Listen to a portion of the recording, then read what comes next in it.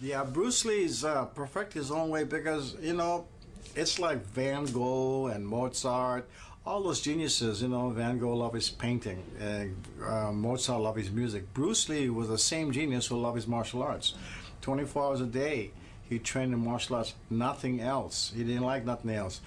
Yeah, he enjoyed music and things like that, but if he could train 24 hours a day, he trained 24. His leisure, his vacation, his work was martial arts. And that was Bruce Lee. Bruce Lee developed, you know, he at one time wanted to gain a lot of weight because he was like only 140 pounds, but because of his metabolism was too aggressive, too fast, he couldn't gain weight. So he changed his training, his weight lifting to weight training for his own martial arts ability. How do you get the kick faster? By training with weights. How do you get the hand to move quicker and faster? And that's the way he trained.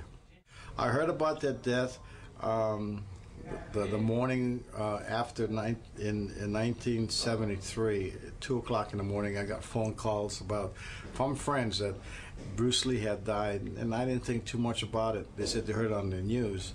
That morning, that was a Saturday morning, I went to Dan's backyard where we used to train, and he was having a private lesson with Dr. Bob Ward. And when they were training, I just sat down to the side and did my own stretching.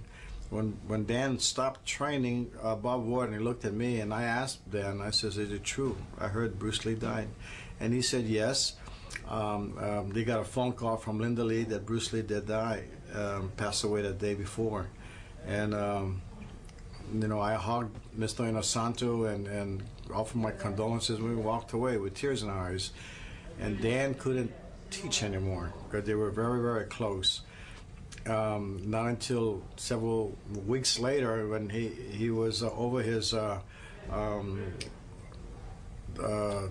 about the death of Bruce Lee, then he said, let's open up a school together so that we can share our Bruce Lee experience and start promoting the Filipino martial arts, which wasn't taught in the U.S.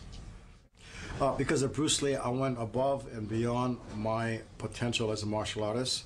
Bruce Lee once told me an individual should be well-rounded in all the martial arts range, not just the punch and kick. You got to look at the grappling arts, the throwing arts, the joint locks. You got to look at the weapon arts. And his concept about a real martial artist at that time in the 60s, he said, one martial arts against another martial arts, no matter what style or system they come from, they compete by sparring against each other. One can have a weapons and one don't have a weapons. Let me see how good you are with the weapons against with no weapons. That was the ultimate challenge then, just like we have today. The different pride, the no holds bar. But Bruce Lee says if a guy is good with a staff or the knives or against an empty hand, that is the ultimate now. And he taught about that in 60s. My future plan, IMB, International Martial Arts in Boxing. International martial arts mean all type of martial arts that you can spar with to test your skill.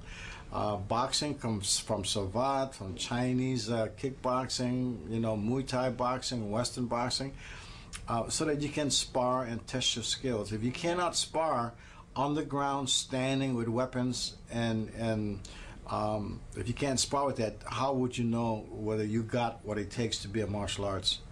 And the ultimate in our sparring now is we do what they call an IMB-a-thon, sparring one round with weapons, sparring one round with the hands, sparring one round with boxing, knees and elbows, sparring one round with grappling.